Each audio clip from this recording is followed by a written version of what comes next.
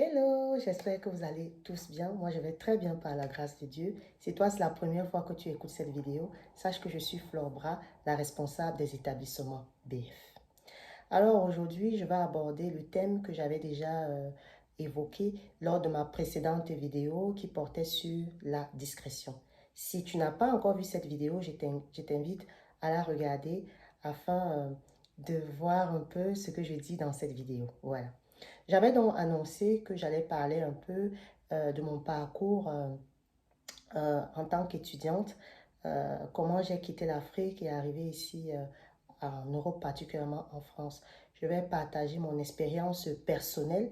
Cette idée m'a été insufflée par une amie qui m'a proposé dans mes vidéos YouTube d'aborder également ce thème. Alors, ça me tient particulièrement à cœur. Ce thème dont je ne peux pas le faire sur une seule vidéo, sinon vraiment je vais vous gaver. Et l'objectif ici, ce n'est pas de gaver qui que ce soit, c'est vraiment un retour d'expérience. Alors, cela va se décliner en 5 chapitres. Et oui, j'ai beaucoup à dire. Donc, le premier chapitre ici va un peu aborder les questions ou les informations peut-être qu'il faudrait avoir impérativement ou des questions à se poser vraiment à la base avant de quitter sa terre natale, avant de quitter son pays pour arriver en Europe et particulièrement en France. Deuxième chapitre ici, j'aborderai avec vous les premières démarches qu'il faut impérativement effectuer une fois que nous sommes en France. Troisième chapitre ici, je vais aborder maintenant la période d'études, comment s'organiser, parler des jobs, parler, comment dirais-je, des stages. Et dans ce troisième chapitre, je mettrai des liens ici pour des, des sites pour des jobs, des sites pour des stages et bien évidemment, on abordera le thème du CV. Quatrième chapitre ici, c'est un peu un chapitre qui relève un peu de mon expérience vraiment personnelle et de mes conseils. Dans ce quatrième chapitre ici, je vais aborder avec vous des éléments élémentaires qu'il faut vraiment faire dès la première année. Oui, parce que généralement, la première année, pour beaucoup d'étudiants, en tout cas pour moi qui est une ancienne étudiante, nous avons beaucoup perdu du temps lors de la première année que nous pouvions euh, euh, comment dirais-je, faire quelque chose de beau et de bénéfique avec tout ce temps que nous avions. Et enfin, le cinquième chapitre, une fois les études terminées, comment se comporter après les études. Donc voilà, reste scotché à ma chaîne. Sans plus tarder, je vais aborder avec toi le premier chapitre qui porte sur mon avant-arrivée en France. Donc, à tout à l'heure. Les établissements BF vous proposent cette superbe robe.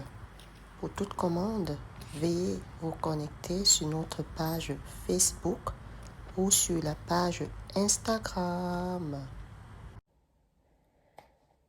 Alors, sans plus tarder, nous allons aborder le premier chapitre sur le fait de ce que tu dois impérativement savoir avant d'arriver en France. Pour d'autres personnes, vous pouvez l'appliquer dans d'autres pays d'Europe tels que l'Allemagne, la Belgique. Il est vraiment important de faire ce travail en amont avant d'arriver. Parce que beaucoup d'entre nous, nous sommes arrivés ici sans se poser des bonnes questions. Nous étions insouciants, nous venons en Europe. Et une fois que nous étions sur place, nous nous sommes posé des questions qu'il était important de se poser avant de quitter notre terre natale. Alors ça y est, tu as eu ta licence, tu as eu ton bac, tu as eu probablement une idée de génie de venir continuer tes études en France. Il faut savoir que la France n'est pas l'Afrique. Il faut savoir que la culture que tu laisses ne sera pas la même que tu retrouveras une fois que tu seras en France. Alors, il est important vraiment que tu prennes le temps, de t'asseoir et de réfléchir sur certains points que je vais t'énumérer ici. 5 points, pour moi, me semblent être capital avant que tu quittes ta terre natale, avant que tu quittes ton pays. Le premier point ici, ça sera de préparer ton projet. Oui. Quand je parle de préparer ton projet, ça veut dire quoi? Ça veut dire dans un premier temps, tu as décidé que tu choisissais la France. Ah oui, Pourquoi j'ai choisi la France par rapport à un autre pays? Pourquoi j'ai choisi la Belgique par rapport à un autre pays? Une fois que j'ai choisi la France, entre guillemets, j'aborderai beaucoup le thème de la France parce que moi, en quittant mon pays, je suis arrivée en France.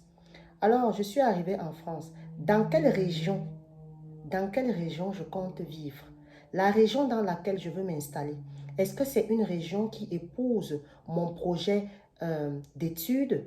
Est-ce que dans cette région, je pourrais, après mes études, avoir des débouchés? Est-ce que dans la région où je vais, le climat est favorable pour moi? Est-ce que je serai à l'aise? Est-ce que c'est une ville accueillante pour les étudiants étrangers?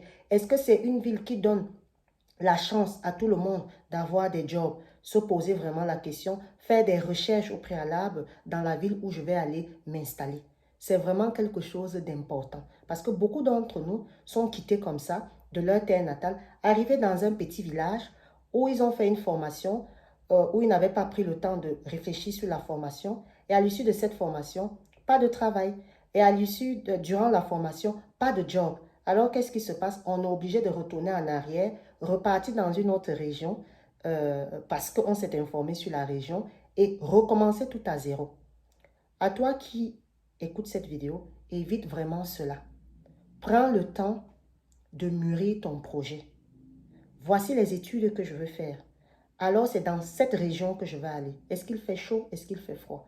Est-ce que cette région a une dynamique économique? Est-ce que cette région me permettra de m'exprimer après mes études? Et est-ce que cette région me permettra d'avoir des jobs pour avoir une autonomie financière?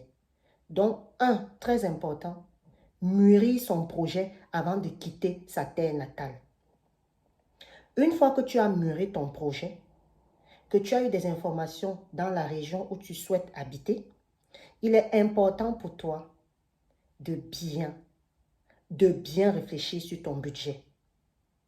Ah oui, vous savez, vous allez très vite comprendre une fois que vous allez arriver en Europe que les personnes qui réussissent ne sont pas forcément les plus intelligents, ne sont pas forcément mieux que vous. Mais ce sont des personnes qui ont très vite compris, qui ont très vite vu l'importance d'un budget, l'importance de gérer. Oui, les personnes qui s'en sortent en Europe, ce sont des personnes qui ont la capacité à tenir un budget. Toi, avant de quitter ta terre natale, je t'invite ici à ne pas faire les mêmes conneries que nous.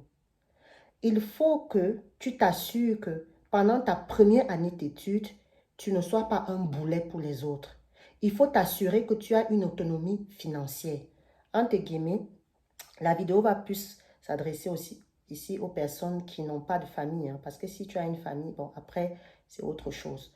Moi, c'est un peu tiré de mon parcours. Je suis arrivée en Europe sans personne, sans famille. Alors, je dis, il est important de bâtir un budget avant de quitter ton pays. Bâtir un budget, c'est quoi? T'assurer que l'argent que tu auras dans ton compte va te permettre de payer tes frais de scolarité. Entre guillemets, les frais de scolarité ont vraiment augmenté entre 2019 et 2020. Donc, il faut le savoir. T'assurer que ton budget va te permettre de couvrir 3 mois de loyer une fois que tu seras en Europe, plus ta caution. Et oui, l'Afrique n'est pas l'Europe. Ici, généralement, une fois que tu entres dans le loyer, vu que le propriétaire n'a pas confiance en toi, généralement, il demande une caution qui représente 1 mois de loyer plus 3 mois de loyer. Donc, supposons que là où tu vas habiter, ça coûte 500 €. Il faudrait au moins mettre dans ton budget 2000 €. Très important. Un autre aspect qu'on néglige généralement, ce sont des courses de première nécessité. Beaucoup d'entre nous sommes arrivés ici, on pensait qu'une marmite, un balai, ça coûtait, je crois, 650 francs ou 1000 francs comme en Afrique. Non, non, non. Prends le temps de budgétiser. Une fois que tu vas entrer chez toi, même pour ceux qui seront dans les résidences universitaires, il te faut une couette. Il te faut un balai. Il te faut des marmites. Il te faut des assiettes. Il te faut des cuillères.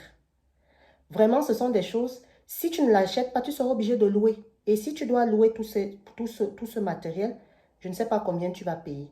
Alors, il faudrait mettre dans ton budget ces petites dépenses-là qu'on a tendance à oublier.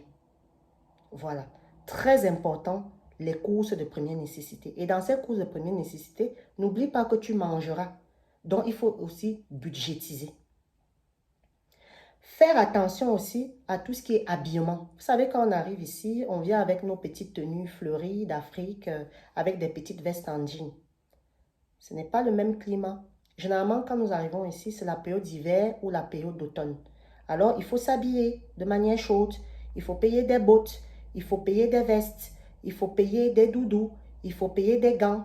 Il faut payer des bonnets. Ça aussi, c'est l'erreur qu'on fait d'habitude. On arrive ici, on va arriver devant la caisse, on va nous dire 200 euros, on va tomber de haut. Et c'est comme ça que c'est de l'argent qui sort, de l'argent qu'on n'avait pas prévu. Faites vraiment attention. Il faut vraiment que ton budget puisse te permettre de tenir pendant une année. Parce que les choses ont changé en Europe. À l'époque, quand tu venais en tant qu'étudiant, tu pourrais immédiatement travailler. Aujourd'hui, c'est compliqué. Il faudrait que tu aies une autonomie financière pendant une année. Et pour ceux et celles qui vont peut-être habiter dans la famille, il faut bien t'assurer que la personne qui t'accueille pour une année. Il faut bien parler, c'est-à-dire il faut être sûr pour ne pas se retrouver du jour au lendemain dehors à chercher des appartements, à chercher comment vivre. C'est vraiment très important.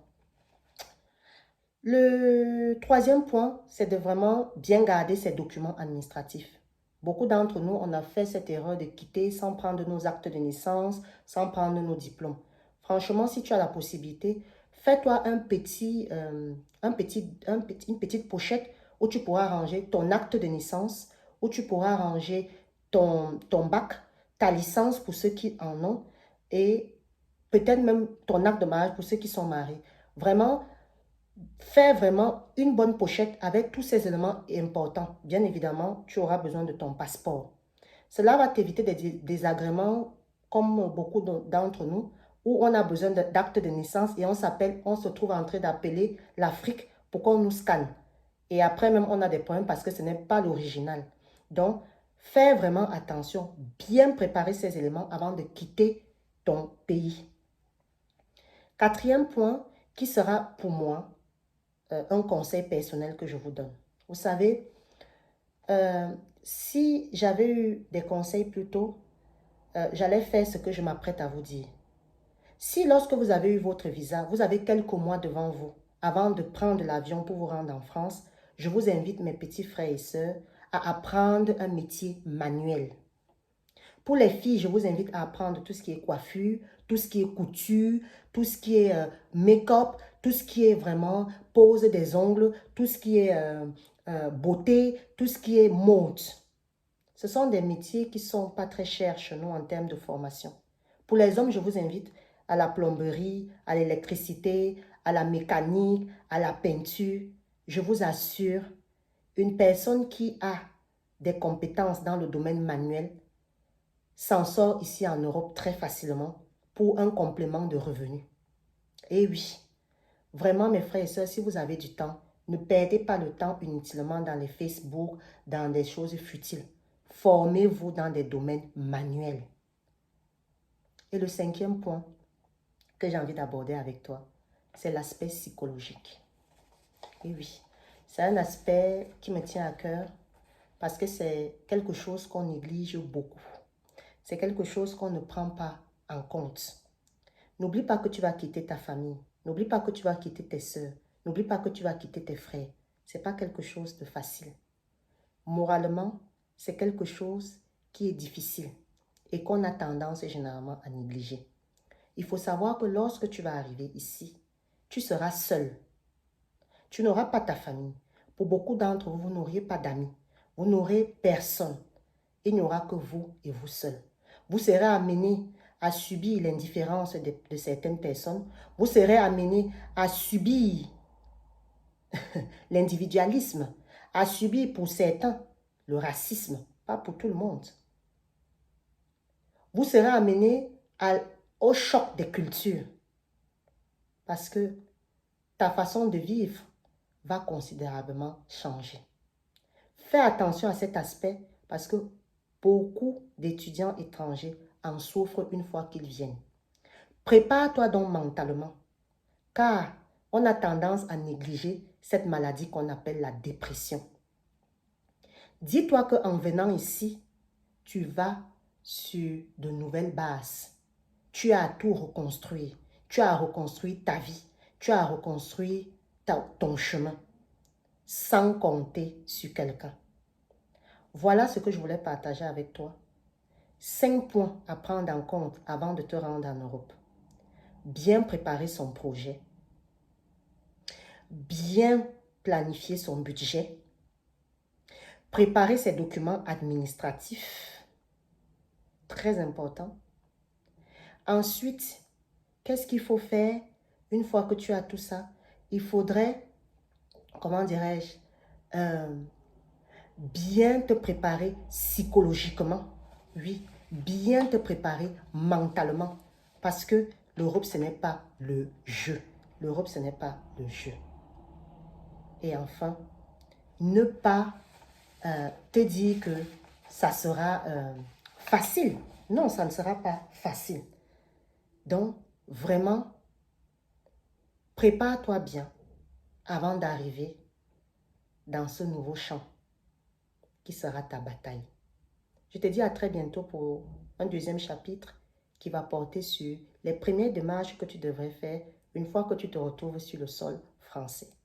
À très bientôt et au revoir.